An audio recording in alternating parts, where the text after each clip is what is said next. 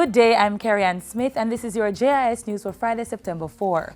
The nation's boys are showing significant improvement in literacy, according to the results of the 2015 Grade 4 Literacy Test.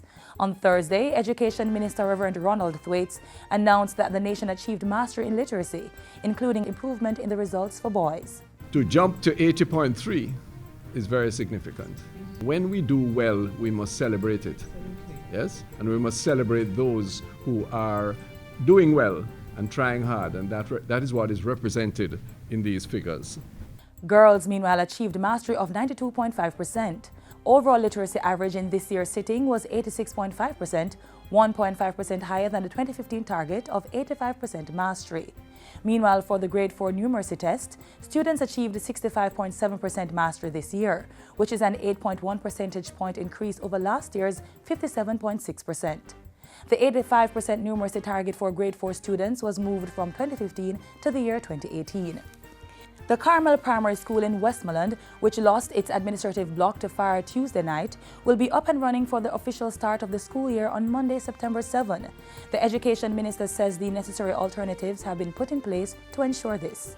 I pay tribute to the zeal of the Moravian Church that sponsors the school, to Mrs. Daly, the principal, and to the entire school board, which, along with the ministry's regional office, have made alternative arrangements for school to be in operation on Monday morning. We're not going to miss a beat at Carmel or anywhere else.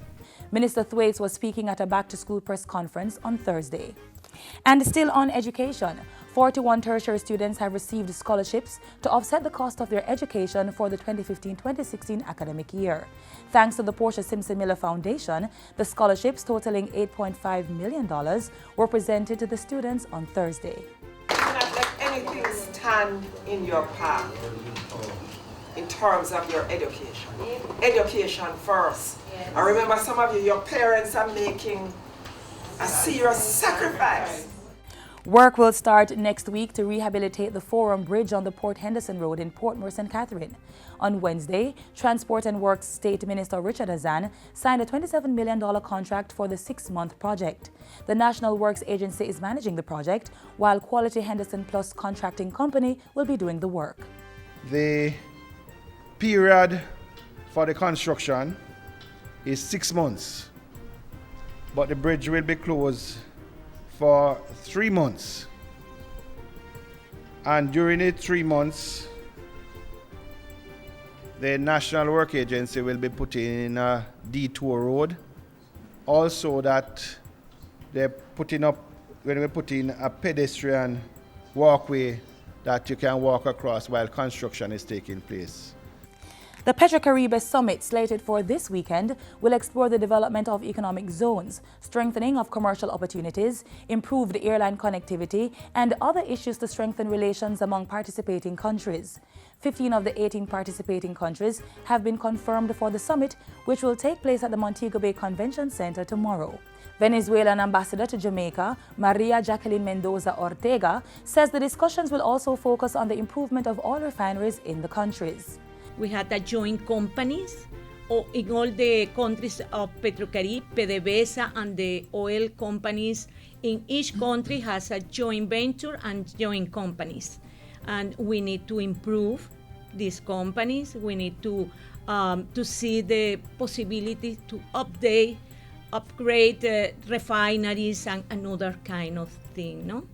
Ambassador Ortega was speaking at a JIS think tank on Thursday. She said outcomes from the summit would be guided by a political declaration documenting issues and areas of cooperation with each country under the Petrocaribe arrangement.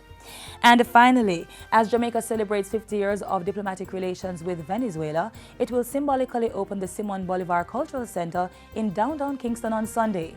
The center will host a permanent exhibition of the Spanish liberator, including excerpts of his famous Letter of Jamaica. Executive Director at the Institute of Jamaica, Anne-Marie Bonner, says the center will strive to follow the principles of Simon Bolivar, which was of integration and the unification of Latin America. That aspect of his career is very important, and it's those principles and those ideas that we will be exposing in the first round of the exhibition. Ms. Bonner says the center will also offer cultural exchanges between Caribbean and Latin American countries. Further cooperation with Venezuela will come in the form of Spanish teachers for the center and books for the library. And that's it for JIS News Today. I'm Carrie Ann Smith. Thanks for watching.